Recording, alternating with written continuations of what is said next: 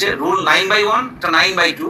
9/1টা কি, কোনো সাবজেক্টে যদি ম্যাক্সিমাম 3 মার্কসের জন্য ফেল করে, যদি কোনো ছাত্রছাত্রী ম্যাক্সিমাম, আমরা তো জানি 3টে ল্যাঙ্গুয়েজ, 2টো ল্যাঙ্গুয়েজ এবং 3টে কম্পালসারি ইলেক্টিভ সাবজেক্টে পাস করতে হবে তাকে, 5টা।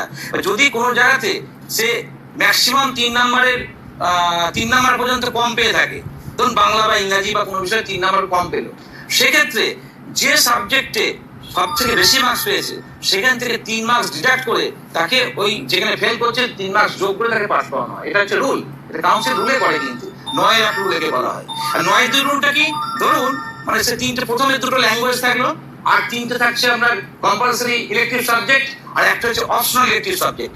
অপশনালে পাস করেছে, ইলেকট্রিকে ফেল করেছে, 2টো ল্যাঙ্গুয়েজে পাস করতেই হবে, কিন্তু অপশনাল ইলেকটিভ সাবজেক্টে পাস করেছে, কম্পালসারি একটাতে ফেল করেছে, তাহলে কিন্তু ইন্টারচেঞ্জ করে দেওয়া হয় কাউন্সিল করে 9/2 যে আমাদের রুল আছে সেই রুল থেকে।